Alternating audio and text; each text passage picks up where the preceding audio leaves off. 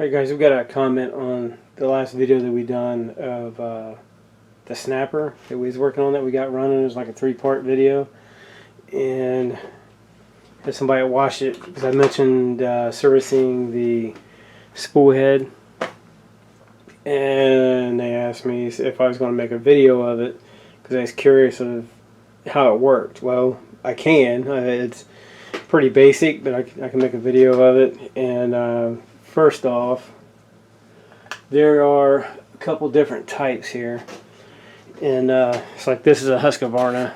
We had a video of this one a while back. Now they make, if you Google probably like a spool or trimmer spool head grease or spool head grease, it'll come up and you'll see right now I'm out, or I'd be able to show you, but all it is a little tube. Some of them have these, some of them don't. If yours has it, you just unscrew it, and the tube just screws into this hole.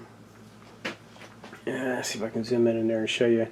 But you just take that screw out, and you screw the tube in there. Make you think of a big tube of toothpaste. Screw it in there, and you just squeeze it. When you squeeze it down, it shoves the grease into the spool head to lube it up for you.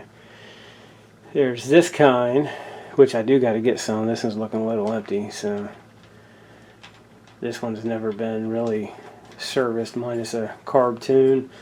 So get this one out of the way. And what's this other one here? Oh, this is that snapper, the one we just done the video on. You can see here, this one is a, there's that one, 2-piece design. So this one, this should be your screw that holds it to the shaft. You just take that out, and I just separate them, but when you separate it, opens it up and you can access the gears and all that. So we'll definitely take a look at this one. And this is getting ready to get put to use by my son. So this one will service today. So this one is the kind, it's just like splits.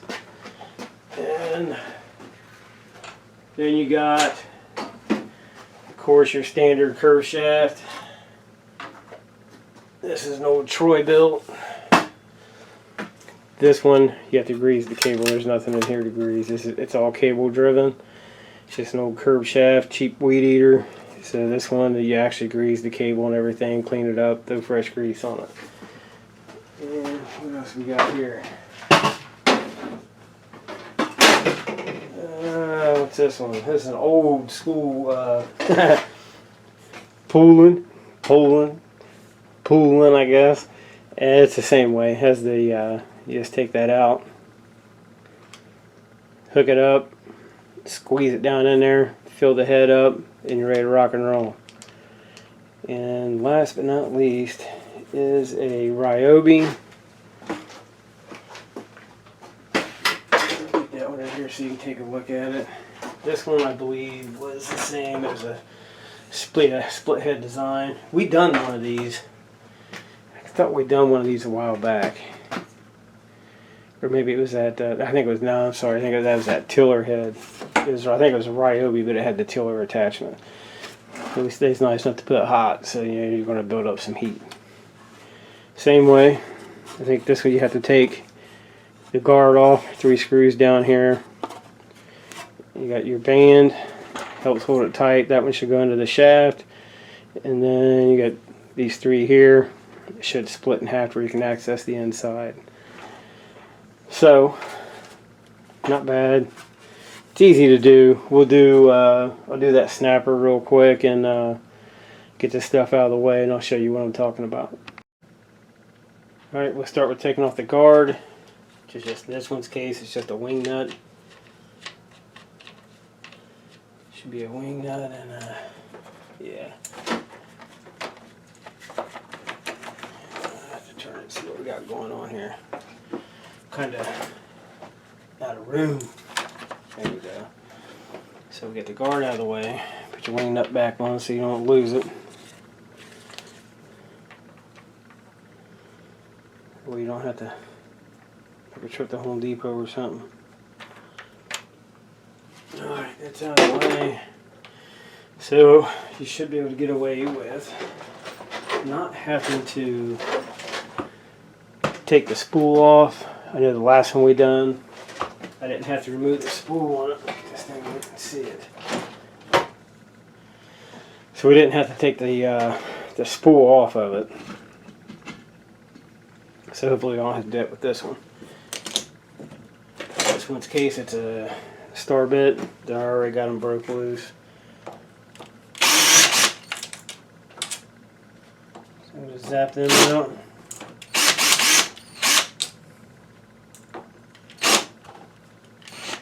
That one's smaller.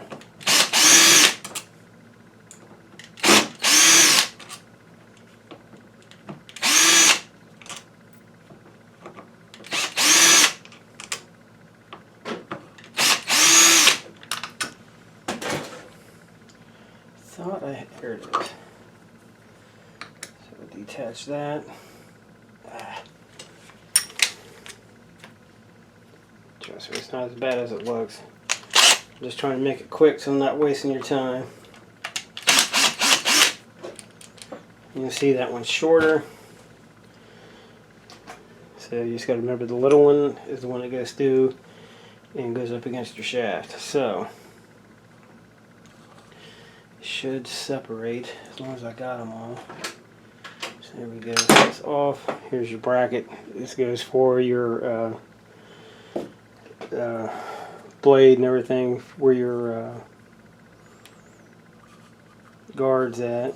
So here we go. So it's starting to separate.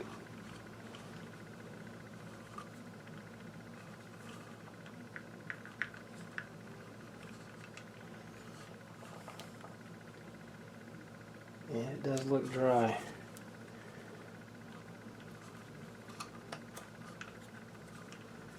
Yeah, there we go. Okay, this one has a push button.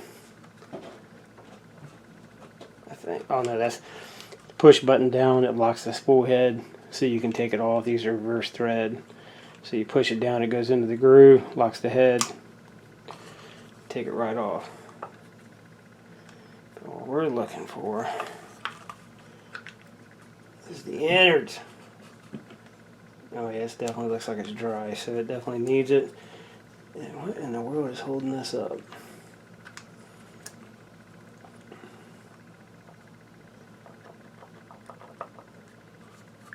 I'm sure there's something here I'm missing.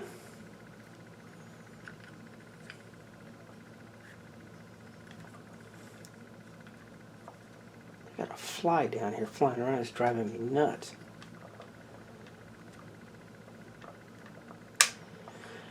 Alright, figure this out. Be right back. Alright, so in this one's case, there is on the pin that slides down to hold your head still, or your spool still, so you can take it off. That actually has, they wipe the dirt off, and it actually has a 3/32, I think it's 3/32, yeah, 3/32 Allen head in it. And I'm sure that's what's holding us up.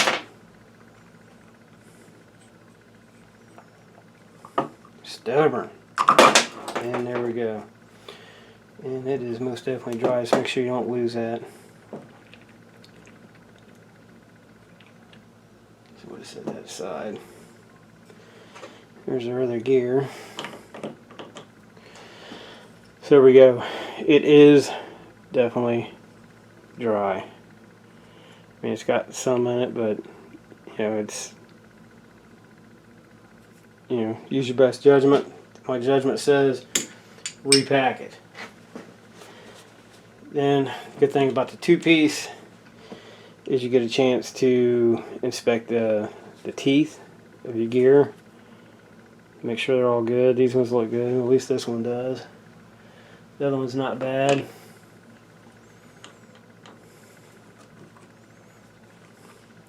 So it's the same. Looks pretty good. And which is amazing considering this thing. The age on this trimmer is, was it 2002, 21 years old. So the easiest way to do this, I won't bore you with cleaning it up, but I'll show you how I usually do it, is just the old grease that's in there. I just take a rag, couple old rags, just start wiping the old stuff out best you can. You know, you got to be perfect. It's just grease, it ain't gonna hurt nothing. It all breaks down over time. So this feels still good and thick. There's just not much in it. So I'll get the gears out of that one, wipe it out, and then we'll throw some grease in it. So it's really actually not in too bad a shape. And here we go. Put it back together. So since I don't have the grease that you usually buy for these heads, the only thing I currently have is it's Walmart brand, the Super Tech. It's Walmart brand, but it's extreme duty, like wheel bearing grease, which will suit this thing just fine. And then if you look in the recommendations for this type of stuff, it's probably going to tell you a form of lithium, some type of lithium grease. But just be nice to have something just a little bit thicker than this. This style here, this is pretty smooth, but it's going to do the job. And your bearings, you don't have to worry about. They are, I mean, worry about unless you got a bad bearing, but these bearings are sealed bearings, so there's no way to grease these. You know, like the old school wheel bearings and stuff. These ones are sealed, so you have no way of lubing them if you wanted to. But they're still in pretty good shape, so everything's still smooth.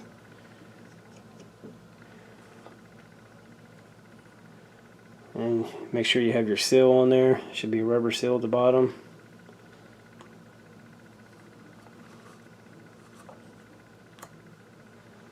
Alright, there's that half. I'm going to throw a little bit extra down in there with it. Just for GP, you know. At least this way I know it has plenty.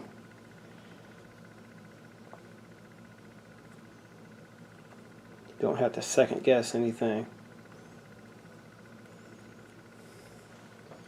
Here's our second gear. So, if I get it up here where you can see it anyway. You should be able to see it spinning. So they're locked together. Let's give her a few turns, get that grease going. So we should be pretty good. Now it's going to mash a little bit extra down in between the teeth.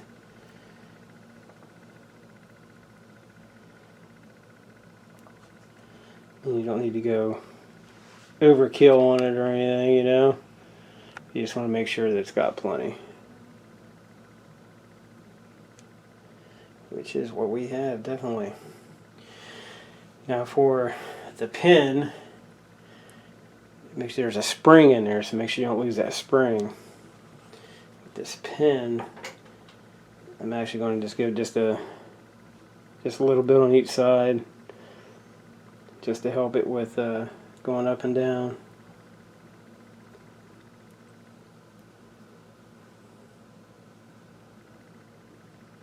Can't hurt. So that sets right here. And that, I believe, only goes in. Yeah, it only goes in one way, so you don't have to worry about screwing that up. The spring goes up because you got to be able to run that screw down in it. Push it all the way down so it's locked in place. And we're ready for the other half, which you can tell both sides were packed. So that's what I'm saying. That's not what I just put in there is not overkill. So just gonna throw a little in here just to be doing it, because it's how OEM style, you know. Make sure it's got plenty. So now how my son is, this weed eater is gonna get the life ran out of it most likely. Here we go, so we're ready to put her back together. So we got the top, make sure our pin's in place. And you'll see when I squeeze it, where I put so much in it, there'll be some excess grease coming out. So It's nothing to be concerned about. That way I know I have enough. Alright, so the first thing we'll do is we'll get one of these big ones in there. Wrong side, dummy. There we go. Just so we don't have to worry about the head coming apart. We'll run a couple bolts into it.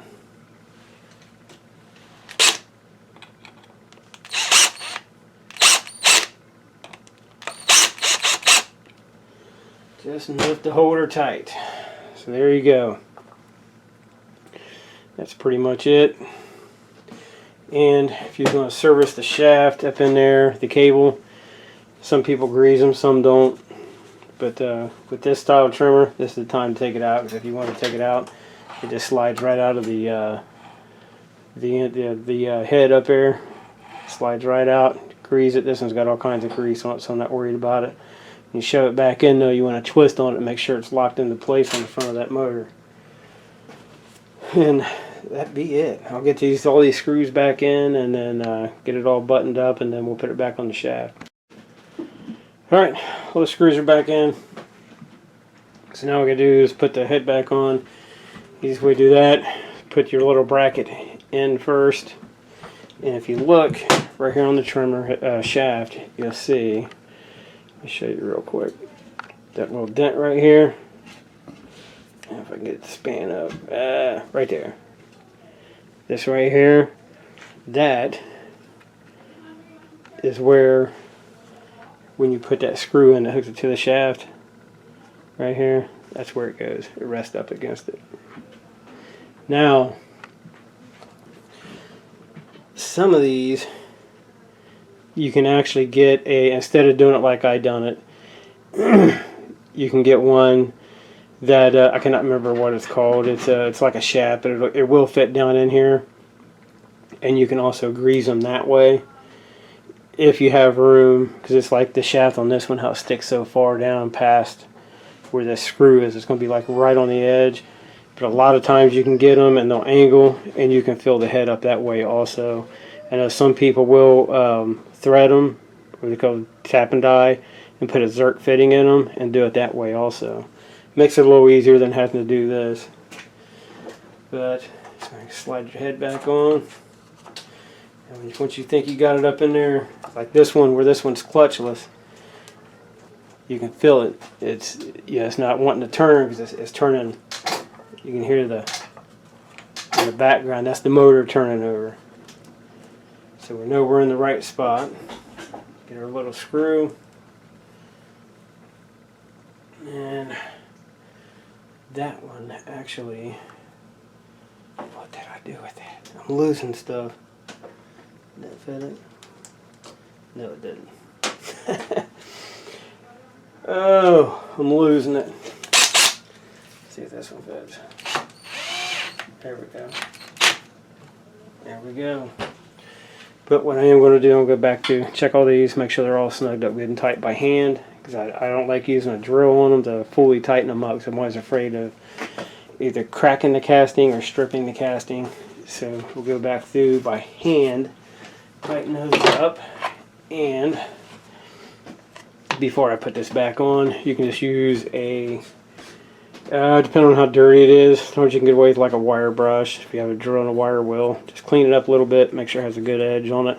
It doesn't take much. You need a little hand file or something, just enough to put an edge on it, and this is what you got. I mean, it all goes right back together.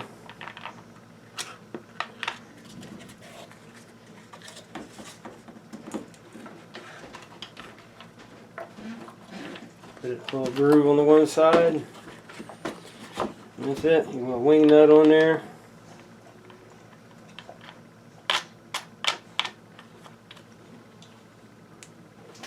Bam! Done deal. So it's that simple. Just want to make sure you got these tight. So I'll do this after we do the video. But remember, look into, if you don't want to go through the hassle. I like doing it this way because it gives you the opportunity to check the gears on the inside. But I mean, you know, you can take it apart once, thread that, put a zerk fitting in it, and go that route also. So that way you don't have to worry about it. You know, some people don't. Just run it till it pukes and buy a new one. But that'll do it for us. Hopefully this was helpful for you. If I can get it out of my mouth. What was it? John Meyer? Yep, John Meyer 4455. Hopefully that's what you was looking for. But that'll do it for me. We'll catch you at the next one. It's just an easy fix. Easy routine maintenance. You know, it's, I wouldn't say every season, but if you got a good weed eater, name brand, you know, it's something you definitely want to do is keep an eye on that grease. It's easy, especially really easy to do if you have the one that has a screw on it. Only takes a second. Alright guys, thanks for watching. John, I hope that helped you out, and we'll catch you at the next one.